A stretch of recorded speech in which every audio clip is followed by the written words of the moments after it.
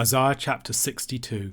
For Zion's sake I will not keep silent, and for Jerusalem's sake I will not be quiet, until her righteousness goes forth as brightness, and her salvation as a burning torch.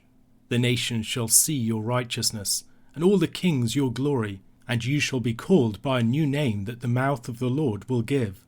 You shall be a crown of beauty in the hand of the Lord, and a royal diadem in the hand of your God. You shall no more be termed forsaken, and your land shall no more be termed desolate, but you shall be called, My delight is in her, and your land, married.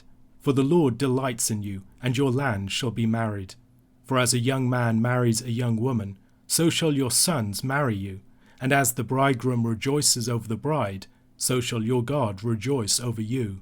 On your walls, O Jerusalem, I have set watchmen. All the day and all the night they shall never be silent.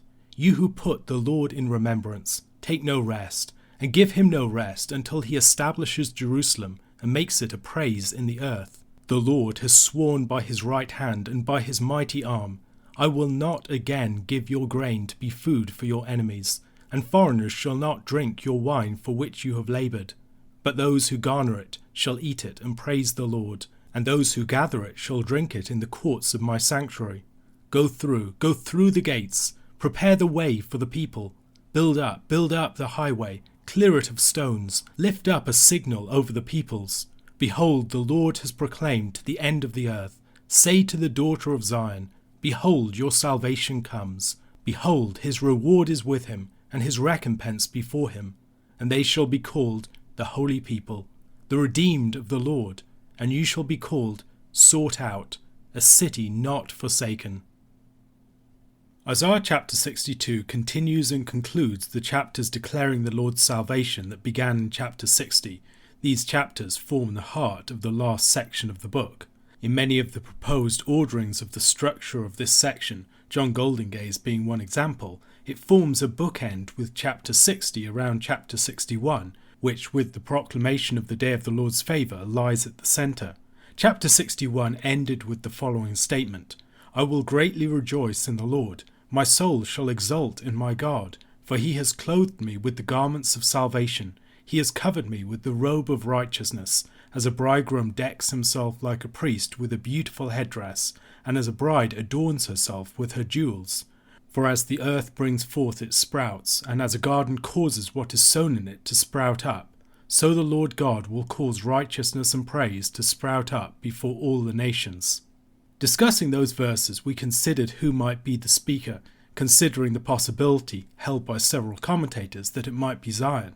However, it seemed more likely to me that the voice is that of the servant, with whose voice the chapter also begins. As the servant doesn't merely act on behalf of the people, but can also stand for them, he might be speaking not merely as an individual minister to the people, but also, particularly at the end of the chapter, as their representative. The identity of the speaker with whose words chapter 62 opens is also debated by scholars. Many are of the opinion that the Lord is the one speaking here, but others maintain that the words are those of the prophet. The way that we identify the speaker at the end of chapter 61 will influence us at this point. Goldingay, for instance, who identifies the speaker at the end of the preceding chapter of Zion, sees the speaker here as the Lord himself. If the speaker there were the prophet, it might be reasonable to read this as a continuation or another instance of his words, a reading which Brevard Charles, for instance, advocates, and which I find the more persuasive. The servant was commissioned and empowered by the Spirit to deliver the message of the Lord's salvation, a message that would be an effectual word. And now, for the sake of Zion, he will tirelessly and ceaselessly declare the good news of her redemption, until the message has taken its full effect and Zion is made radiant in the Lord's salvation. In these verses we have a confirmation and development of the promises of chapter 60 verses 1 to 3. Arise, shine, for your light has come, and the glory of the Lord has risen upon you. For behold, darkness shall cover the earth, and thick darkness the peoples. But the Lord will arise upon you, and his glory will be seen upon you. And nations shall come to your light, and kings to the brightness of your rising. The Lord's glory would be reflected in the restored city of Zion, and people from all nations would flock to her light. Zion is compared to a crown of beauty and a royal diadem in the Lord's hand. The presence of these items in the Lord's hand is surprising, but the items themselves seem to symbolize royal authority. Their presence in the Lord's hand might represent his attention to and care for Zion. The Lord's sovereignty and his glory would be seen in his people and in the city of Jerusalem. Zion had come to be named for its ravaged and ruined condition, forsaken and desolate. However, now it would be renamed for the Lord's loving concern for and commitment to her. This invites comparisons with the use of the names of Hosea's children, for instance, as prophetic signs. Names that represented the sin and the fate of Israel were reversed with the expression of the Lord's renewed grace towards his rebellious people. The comparison of the young man marrying the young woman with the sons of Zion marrying Zion is a peculiar one to our ears. Yet the imagery here is one of entering into possession of or dwelling in. The sons of Zion would enter into possession of Zion, commit themselves to her, and dwell within her. The Lord's relationship with his people as the divine bridegroom would also be expressed in his rejoicing over his restored people. Once again, in verse 6, we face a difficult determination of the identity of a speaker. Scholars differ on this one too.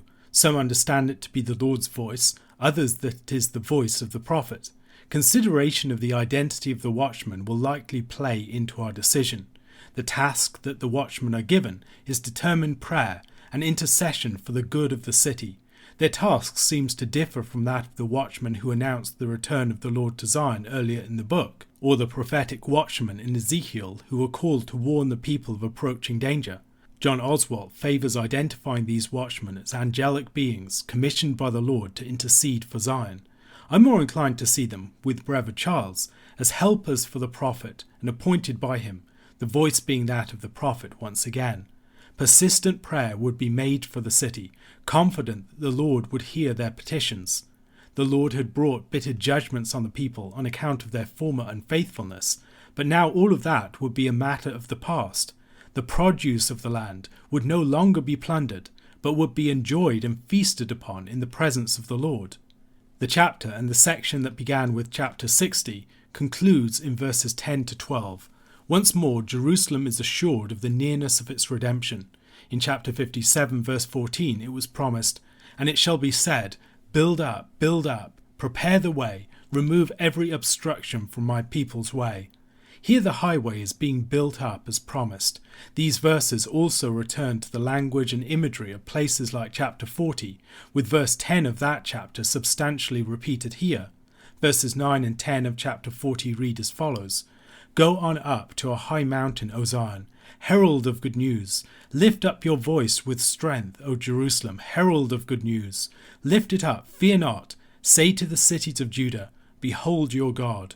Behold, the Lord God comes with might, and his arm rules for him. Behold, his reward is with him, and his recompense before him." The preparation and clearing of the highway and the raising of a signal to summon the peoples from the end of the earth is a recurring motif in the book, as is the announcement of the advent of the Lord in salvation to Zion. The Lord's coming would herald Zion's redemption and glorification. It would also transform the identity of the city, which would be renamed as a result of its deliverance and the Lord's steadfast love for her and his seeking of her out in his grace. A question to consider: how might Hosea's naming of his children and Isaiah's naming of the children earlier in this book help us better to understand the meaning of the renaming of Zion here? Luke chapter 19 verses 11 to 28. As they heard these things, he proceeded to tell a parable, because he was near to Jerusalem, and because they supposed that the kingdom of God was to appear immediately. He said therefore, "A nobleman went into a far country to receive for himself a kingdom, and then return. Calling 10 of his servants, he gave them 10 minas, and said to them, 'Engage in business until I come.' But his citizens hated him and sent a delegation after him, saying, 'We do not want this man to reign over us.'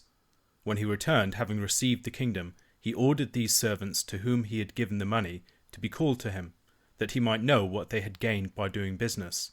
The first came before him, saying, 'Lord, your mina has made 10 minas more.' And he said to him, 'Well done, good servant. Because you have been faithful in a very little, you shall have authority over 10 cities. And the second came, saying, 'Lord, your mina has made 5 minas.' And he said to him, 'And you are to be over 5 cities.'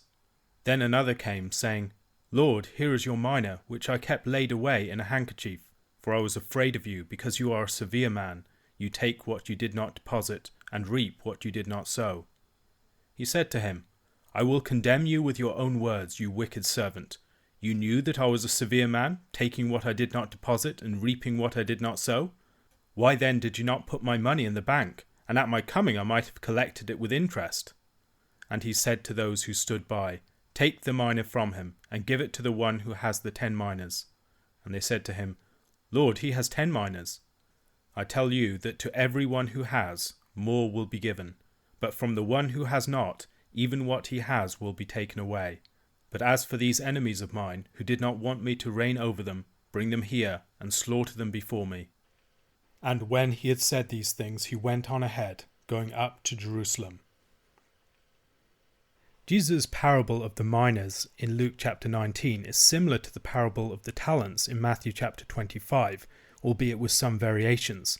Matthew's talents parable is given in the context of the Olivet discourse, whereas this parable is seemingly delivered in the preceding week as they are nearing Jerusalem.